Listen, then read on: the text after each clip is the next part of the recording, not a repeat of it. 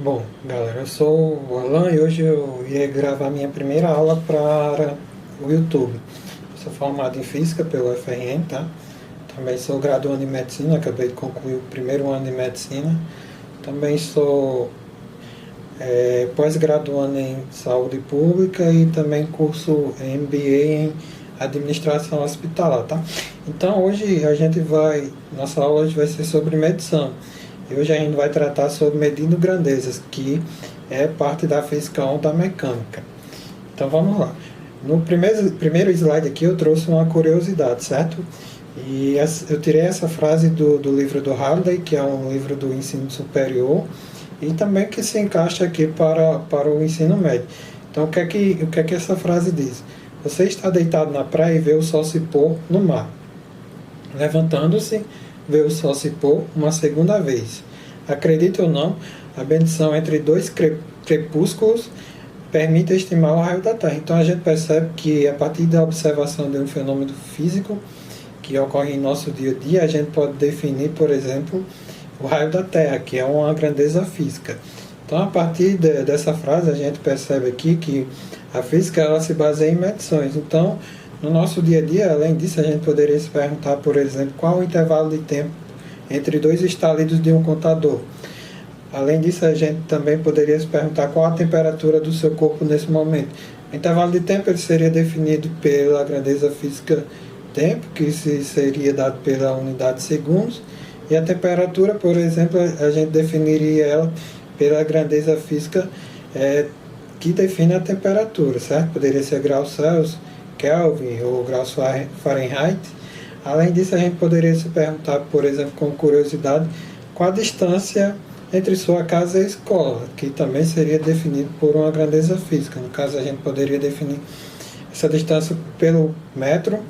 Além disso, a gente poderia perguntar qual a velocidade da corrente elétrica em um fio. E a lista de questionamentos que a gente faz no nosso dia a dia envolvendo grandeza física, ela é indeterminável, tá? Então, sendo assim, a gente percebe que a gente começa a aprender a física quando começa a aprender a medir as grandezas que aparecem nas leis físicas, certo? Então a gente percebe que no nosso dia a dia a gente faz uso de várias outras palavras que definem grandezas físicas, como tempo, massa, temperatura, pressão, resistência elétrica. Quando a gente vai instalar um ar-condicionado, por exemplo, na sua casa, você tem que verificar se a fiação que você tem naquela tomada, a resistência é suficiente para suportar aquele ar-condicionado, a potência também daquela tomada para suportar aquele aparelho. E a gente então percebe que a gente faz uso de muitas dessas palavras na nossa linguagem corrente do dia a dia. E como exemplo a gente poderia citar aqui quando o aluno se diz: só consigo concluir um trabalho da escola a tempo quando estou sob pressão. Então a gente percebe que aqui em física as palavras como trabalho e pressão têm significados precisos, que não devem ser confundidos com seus significados usuais. Por exemplo, aqui nessa frase trabalho, o estudante fez uso da palavra trabalho para definir que ele estava fazendo uma tarefa e que o significado de trabalho na física é outro, diferente de realizar aquela tarefa. Que pressão, nesse caso aqui do estudante, ele fez uso da palavra pressão porque ele teria pouco tempo para realizar aquela atividade. E já na física a gente deve lembrar que pressão ela tem outro significado. Então a gente vê que, na realidade, o significado de pressão e trabalho em física não tem nada a ver com o significado dessas palavras como foram citadas na frase anterior. Então, nas palavras do físico Robert Oppenheim, por exemplo, ele diria que muitas vezes o fato de que as palavras da ciência são as mesmas da linguagem comum pode confundir e não esclarecer aquilo que a gente está pensando, por exemplo. Então, como que a gente pode descrever uma grandeza física, certo? Então, para descrever uma grandeza física, primeiro a gente precisa definir uma unidade, isto é, a medida da grandeza cujo valor definido como exatamente 1. Por exemplo, você tem um newton, então a gente tem um newton, então a gente define aquela grandeza como newton. Então a gente tem um newton e, por exemplo, você tem uma força lá de 7 newtons, então a gente tem 7 vezes aquela grandeza. E além disso, em seguida, a gente deve definir um padrão, ou seja, uma referência com a qual deve ser comparado todos os outros exemplos da grandeza que a gente definiu. Assim, dando seguida aqui a nossa aula, a gente vê, por exemplo, que a unidade de comprimento, por exemplo, é o metro. E como veremos, o padrão para o metro ele é definido como a distância percorrida pela luz no vácuo durante uma certa fração de segundo. E que a gente percebe que na física, por exemplo, a gente tem tantas grandezas físicas que não é fácil organizar. Mas, felizmente, nem todas são independentes. A velocidade, por exemplo, é a razão entre a distância e o tempo. Assim, a gente vê que o que a gente faz é escolher um pequeno número de grandezas físicas, como, por exemplo, comprimento e tempo, e definimos padrões apenas para essas grandezas físicas. E, em seguida, definimos todas as outras grandezas físicas em termos dessas grandezas fundamentais e seus padrões. E as grandezas fundamentais na física a gente tem como exemplo as grandezas que a gente define no nosso Sistema Internacional de Medidas, que é o SI. A velocidade, por exemplo, ela é definida em termos de grandezas fundamentais, como comprimento e tempo, e dos seus respectivos padrões. Aqui a velocidade é definida em grandezas fundamentais, porque a gente tem que o tempo aqui ele é uma grandeza fundamental do SI. Então, é importante a gente destacar aqui que as grandezas fundamentais elas devem ser acessíveis e invariáveis, certo? Então, aqui a gente também tem que lembrar que não só o tempo, como também o comprimento, ela é uma grandeza fundamental do nosso Sistema Internacional de Medidas, o SI. Além disso, na física, é importante a gente destacar que a gente irá trabalhar muito com dois tipos de grandezas, que são as grandezas escalares e as grandezas vetoriais, e que existe uma diferença entre essas grandezas, certo? Por exemplo, as grandezas escalares elas são definidas por um valor numérico e uma unidade de medida, como o tempo. A gente vai ter um valor numérico lá 1 e o segundo a unidade de medida que define essa grandeza. Assim como a massa, que ela é definida como uma grandeza física que a gente define como quilograma, o volume, que a gente pode, no SI, por exemplo, usar o metro cúbico, o trabalho de uma força, temperatura. Já as grandezas vetoriais, a gente deve destacar que existe diferença delas para as grandezas escalares.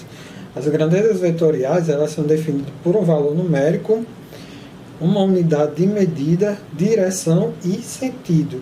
A gente deve lembrar aqui que a direção aqui, por exemplo, nas grandezas vetoriais, a gente pode dar com horizontal, vertical. Já o sentido a gente pode dar de leste para oeste, de oeste para leste, de norte para sul, certo? Ou então o sentido positivo do nosso eixo X. Então, para grandezas vetoriais, a gente vai ter velocidade, força. Então, a gente, quando fala em força, a gente fala de uma força, por exemplo, de 7 newtons na horizontal, que a gente estaria indicando a direção, e no sentido, por exemplo, 7 newtons da direita para a esquerda. Mesma coisa o empuxo, campo elétrico e deslocamento. Todas essas grandezas são grandezas vetoriais, na qual a gente não pode definir apenas o valor numérico que é a unidade de medida. A gente também deve definir para essas grandezas a direção e o sentido para caracterizar elas como grandezas vetoriais. Então, aqui eu trouxe para vocês uma tabela com as unidades fundamentais do SI, do nosso Sistema Internacional de Unidades, certo? Então, acredito que essa tabela aqui possa facilitar bastante o estudo de vocês. Aqui eu trouxe, por exemplo, comprimento, aí trouxe a unidade, trouxe a grandeza, a unidade, o símbolo e o tipo de grandeza que caracteriza essa grandeza, se ela é escalar ou se ela é vetorial. Por exemplo, comprimento, a gente tem como unidade metro e o símbolo que define dessa grandeza é o m. E essa grandeza é caracterizada como uma grandeza escalar. Mesma coisa, a gente tem massa, que a unidade é o quilograma, o símbolo que define essa grandeza é o kg, ela também é uma grandeza escalar. A gente tem o tempo, que é definido em segundos, e como símbolo a gente tem o S, que também é uma grandeza escalar, o tempo. Corrente elétrica, que a unidade é um ampere. A gente deve lembrar aqui que o A da unidade ampere é minúsculo, tá? Que isso aqui é um substantivo, isso aqui não é um nome próprio, tá? E o símbolo, já o símbolo dessa unidade, ela é maiúsculo, tá? E o tipo de grandeza, a grandeza corrente elétrica, ela, por exemplo, é uma grandeza escalar. A gente tem aqui, além disso, para as unidades fundamentais do SI, a gente tem temperatura termodinâmica, que é o quê? A unidade é o Kelvin. E, novamente, a gente deve lembrar aqui que a unidade é o Kelvin é escrito em minúsculo. Já o símbolo, ele é escrito em maiúsculo, tá? E essa grandeza é uma grandeza escalar, a gente só precisa de uma unidade. E, voltando aqui, a gente vê que a gente só precisa de um valor numérico. Para grandezas escalares, a gente só precisa de um valor numérico e de uma unidade de medida, tá? Então, além disso, aqui nas unidades fundamentais do SI, a gente tem a intensidade luminosa, que é definida como unidade dela é definida como candela, e o símbolo dela é CD, e que também essa é uma grandeza escalar.